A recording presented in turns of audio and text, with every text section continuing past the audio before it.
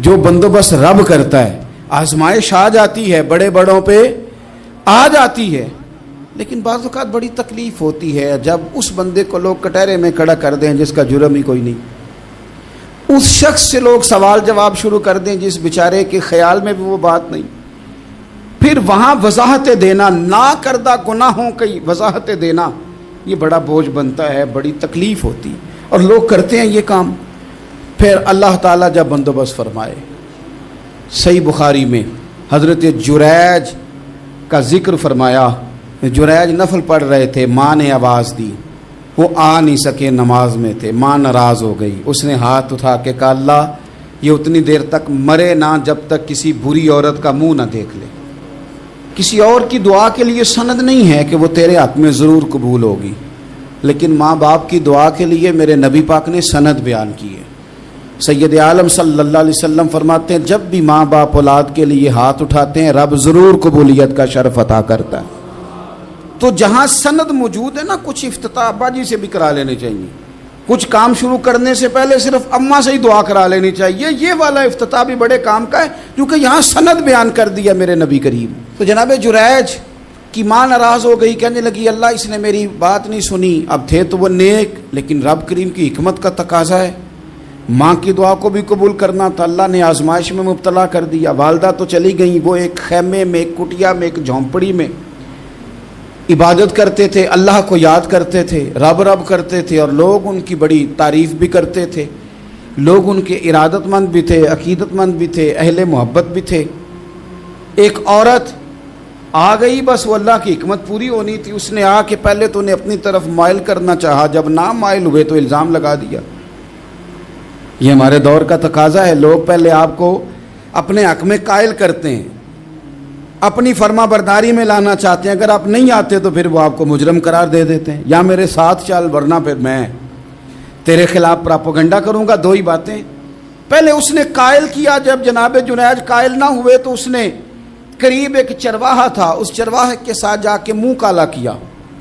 مقررہ وقت پہ بچہ پیدا ہو گیا. لوگوں نے کہا کس کا ہے؟ کہنے لگی اس خانقاہ میں, اس حجرے میں عبادت کرنے والے کا ہے. اگر کسی دیندار پر ذرا سا بھی الزام لگ جائے تو آپ یقین کریں کہ بڑے بڑے خوفناک لوگ بھی نیک ہو جاتے ہیں. جن کا اپنا سارا ماضی کالا سیاہ ہو وہ بھی اجالوں کے راہبر بن جاتے ہیں. جن کی اپنی زبانیں ساری زندگی آلودہ رہی ہوں وہ بھی بڑے بڑے اعلیٰ سچ بولنے لگتے ہیں. اعلیٰ کچے میرے مکان کی دیوار کیا گری, لوگوں نے تو میرے صحن میں رستے ہی بنا لیے. بڑے لوگ آ جاتے ہیں, پھر بڑا کچھ کرتے ہیں اور بڑے بڑے خوفناک جملے کستے ہیں. بس کو نقطہ جو ہاتھ آ گیا, ایسے جیسے گرنے کا انتظار کر رہے تھے. اب جناب لوگ اٹھے, احتجاج شروع ہو گیا, شور پڑ گیا. یہ بابا بڑا نیک بنتا تھا, نفل پڑھتا تھا, عبادتیں کرتا تھا, دیکھو اس کا حال کیا ہے کہ اس نے ناجائز بچہ پیدا کیا. بغیر تحقیق کے میں کہہ چکا ہوں کہ الجھے الجھے بکھرے بکھرے روز و شب دیکھے گا کون, لوگ تیرا جرم دیکھیں گے, سبب دیکھے گا کون. لوگ تیرا جرم دیکھیں گے, سبب کوئی غور نہیں کرتا کہ وجہ کیا تھی. او بھائی کچھ تو مجبوریاں رہی ہوں گی, یوں ہی کوئی بے وفا نہیں ہوتا. الزام لگا دیا, شور ہوا, احتجاج ہوا, دنیا اکٹھی ہوئی, ان کا انہوں نے اجرا گرا دیا, مارا بھی, پیٹا بھی, ایک نیک آدمی کو بدنام بھی کیا, برا بھلا بھی کہا, گالیاں بھی دیں, جو کر سکتے تھے کیا. اب جب سزا دینے لگے نا تو جناب جریج کہنے لگے تھوڑی سی اجازت دیتے ہو, مار تو تم نے دینا ہی ہے. کہا جناب ٹھیک ہے دیتے ہیں. انہوں نے کہا صرف 2 نفل پڑھنے ہیں. اب وہ نفل پڑھ رہے تھے تو لوگ اس وقت بھی کہہ رہے تھے فراڈ ہی کر رہا ہے, دھوکہ ہی دے رہا ہے. چونکہ ذہن بن گیا نا, بدگمانی آ گئی. انہوں نے 2 نفل پڑھ کے ہاتھ اٹھائے, کہا اللہ جانا تو میں نے ہے, پر اس رسوائی کے ساتھ جنازے تک نہیں خراب ہو جاتے, قبریں تک نہیں لوگ بدنام کر دیتے. کہ اللہ جانا تو ہے, پھر اس رسوائی کے ساتھ تو میری مدد فرما. اب تو میرا کیس تیری ہی عدالت میں ہے, تو رحمت کا دروازہ کھول. ہاتھ اٹھائے, دعا مانگی, نفل پڑھے, پورے مجمع پہ نظر دوڑائی, کوئی نہیں تھا سپورٹ کرنے والا. کل تک جو کہتے تھے نا تیرے لیے جیئیں گے, تیرے لیے مریں گے, ساری عمر ہی آٹا گدا ہے.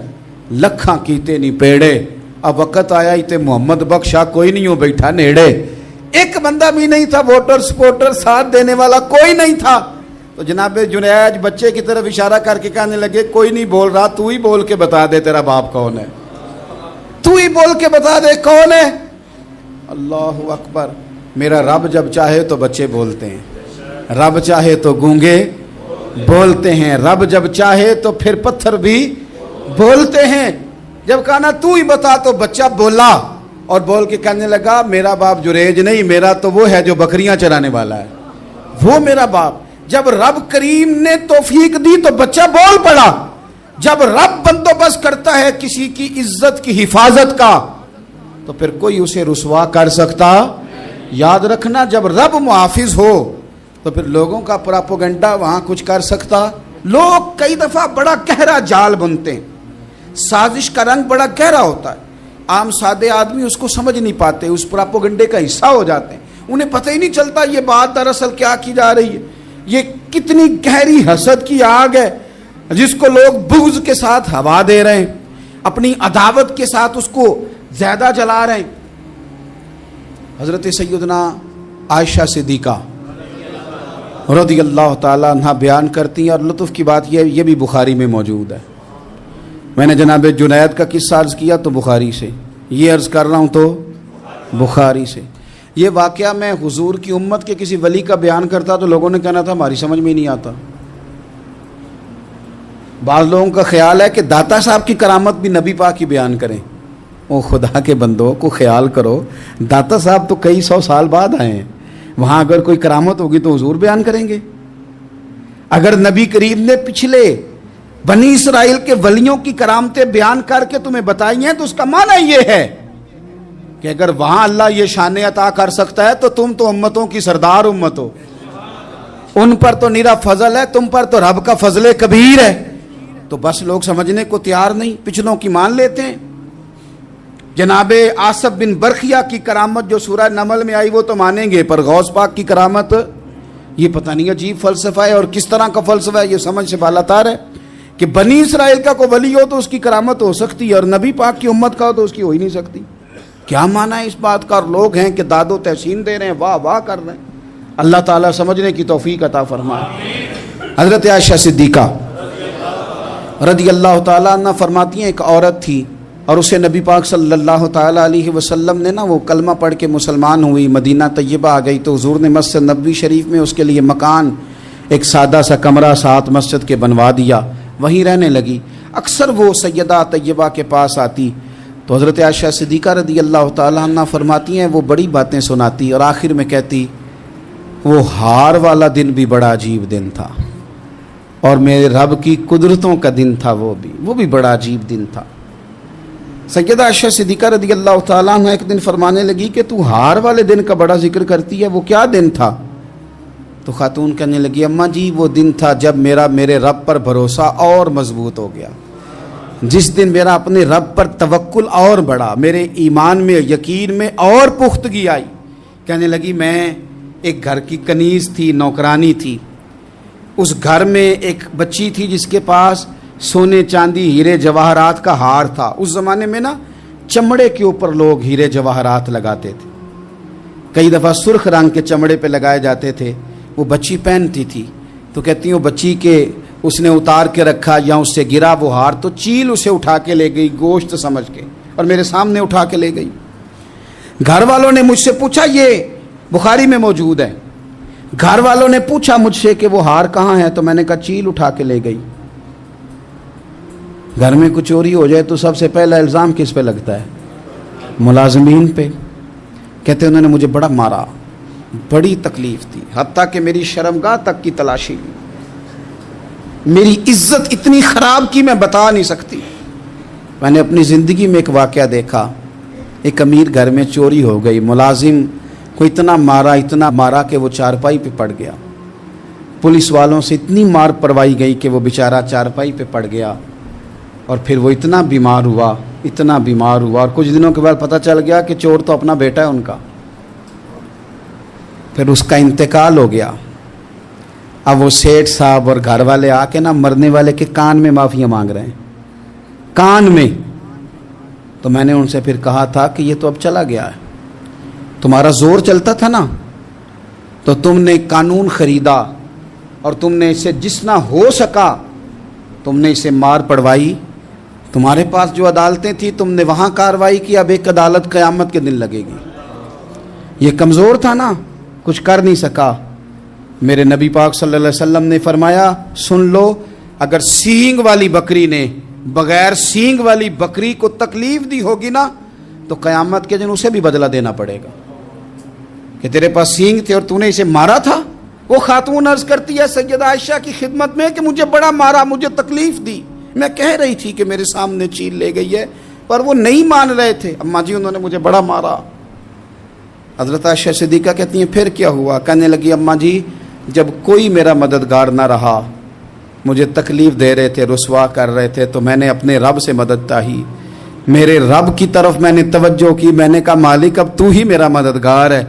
کہتی ہے وہ مجھے مار رہے تھے تو وہ چیل جو ہار لے گئی تھی وہی لے کے واپس آ گئی، اور ہمارے سروں کے قریب لا کے اس نے جب اس ہار کو پھینکا وہ مجھے چھوڑ کے سائیڈ پہ ہوئے، وہ میری بے گناہی جان گئے، لیکن آپ کو بتاؤں اس دن سے میرا اپنے رب پر یقین اور بڑھ گیا۔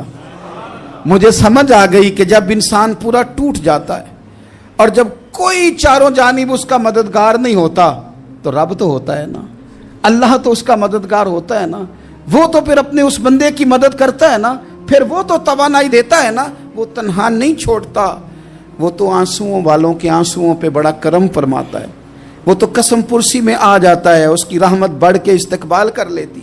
تو بھائی جب آپ پر اللہ کی حکمت کے تقاضے پورے ہونے لگیں اور زندگی میں کبھی کوئی ایسا وقت آئے کہ آپ محسوس کریں کہ تنہا رہ گئے ہیں اور کئی اپنے بھی مخالفین کی جماعت میں نظر آنے لگے ہیں، تو اس وقت پھر دل، روح، زبان اور ذہن کو یکجا کر کے سمجھ لینا کہ جب ساری دنیا ساتھ چھوڑ جاتی ہے تو رب کی رحمتیں اس وقت بھی ساتھ رہتی ہیں اور اللہ کی مدد اس وقت بھی بندے پہ کرم نوازی کرتی ہے۔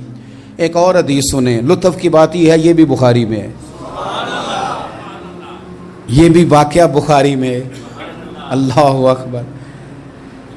ایک شخص نے نا ایک بندے سے قرض مانگا، اس نے کہا مجھے قرضہ دو، وہ کہنے لگا کہ کتنا قرضہ؟ اس نے کہا 1000 دینار۔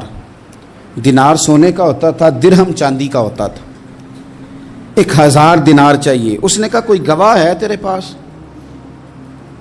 غریب کا گواہ بھی کوئی نہیں بنتا، کبھی الجھ جائے نا کوئی بندہ تو کئی اپنے بھی کہہ دیتے ہیں کہ ہم اس کے قول فعل کے ذمہ دار نہیں ہیں۔ ایک غریب آدمی کو قرض کی ضرورت پڑ گئی، 1000 دینار چاہیے۔ میں کہہ چکا ہوں کہ درہم چاندی کا ہوتا تھا، دینار سونے کا، اب 1000 دینار لینا ہے۔ تو جس بندے سے اس نے کہا، اگرچہ وہ نیک بندہ تھا، اس نے کہا یار 1000 دینار دے دو، تو کہنے لگا کوئی گواہ ہے تیرے پاس؟ وہ کہنے لگا غریبوں کا گواہ کون ہوتا ہے؟ ہاں ایک گواہ ہے۔ کہا کون؟ کہا میرا رب، وہ تیرے اور میرے بیچ گواہ ہے۔ اس نے کہا کوئی کفیل، اگر تو پیسے نہ دے سکے تو وہ بعد میں دے دے، یا تجھے کچھ ہو جائے تو وہ دے دے۔ اس نے کہا کفیل بھی میرا اللہ ہی ہے، میرے پاس اگر ہے تو رب کریم کا نام ہے، اگر اعتماد کر سکتا ہے تو کر لے۔ بندہ نیک تھا، اس نے کہا رب کے نام پہ، رب کی کفالت پہ، اللہ کو گواہ بنا کے میں تیار ہوں تجھے 1000 دینے کو۔ اس نے 1000 دینار دے دیا، وقت واپسی کا طے ہو گیا، وہ چلا گیا پیسے لے کے۔ اس نے پوری محنت کی کہ میں نے وقت پہ پیسے لوٹانے، پوری محنت بھی کر لی، اللہ نے مدد بھی کر دی، پیسے بھی اس تاریخ کو اسے مل گئے۔ بعض لوگوں کا تو لوٹانے کا دل ہی نہیں نہ ہوتا۔ فرمایا حدیث پاک میں کہ تو لوٹانے کا ارادہ کر، رب تیری مدد بھی فرمائے گا۔ لیکن یہاں بہت سارے لوگ کہتے ہیں خیر ہے، ارادہ ہی نہیں، تو پھر جس طرح کا بندے کا گمان ہو رب بھی اسی طرح کا معاملہ فرماتا ہے۔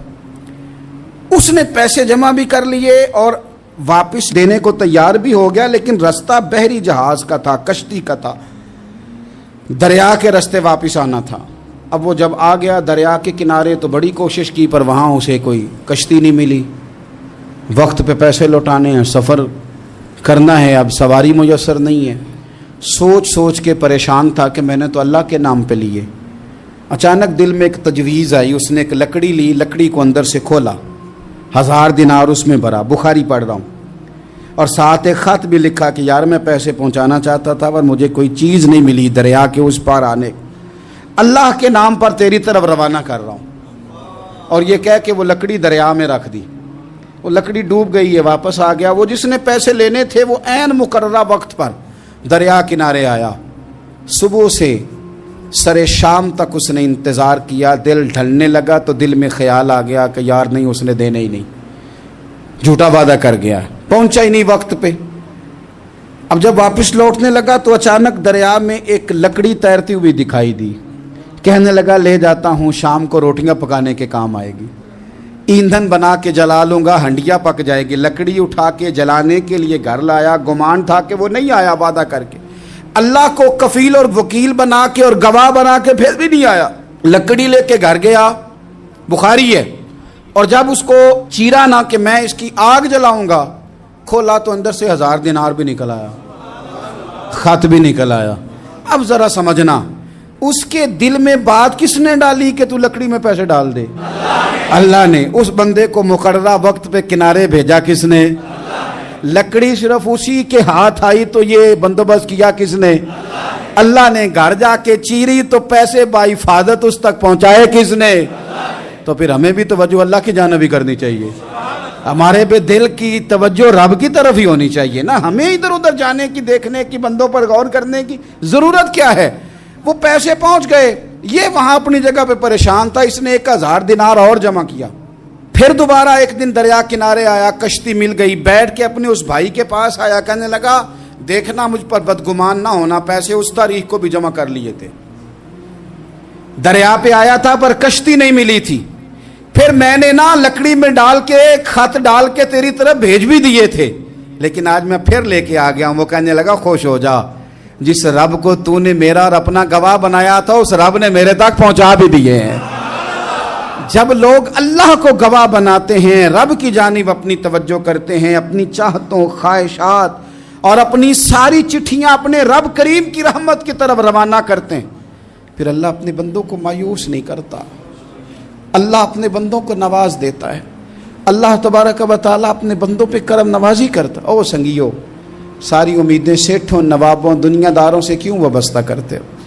ساری توجہات کا مرکز کیوں ان لوگوں کو بناتے ہو جو تمہیں دنیا میں مضبوط نظر آتے ہیں؟ اپنی توجہات کا مرکز اپنے خدا کو بنائیے، اپنے مالک کی جانب اپنی ساری خواہشات کا رخ پھیر دیجئے، اپنی توجہات اپنے رب کی جانب کر لیجئے، وہ اپنے بندوں پہ بڑی کرم نوازی فرماتا ہے، وہ عزتوں کا بھی محافظ ہے، وہ پریشانیوں میں کرم نوازیاں فرمانے والا ہے، وہ ساتھ دینے والا ہے، وہ اس کی رحمت قریب آ کے بندے کو سہارا دیتی ہے، وہ اپنے فضل سے اپنے بندوں کی ہر مشکل میں دستگیری فرماتا ہے۔ اسیاں سے کبھی ہم نے کنارہ نہ کیا، اور تو نے بھی تو دل آزردہ ہمارا نہ کیا، ہم نے تو جہنم کی بہت کی تدبیر، پر مولا تیری رحمت نے گوارا نہ کیا۔ عدل کریں تے تھر تھر کمبن، اچیاں شانہ والے، تجھے تو فضل کریں تے بخشے جاون، میرے جے منہ کالے، آخر دعوایا ان الحمدللہ رب العالمین۔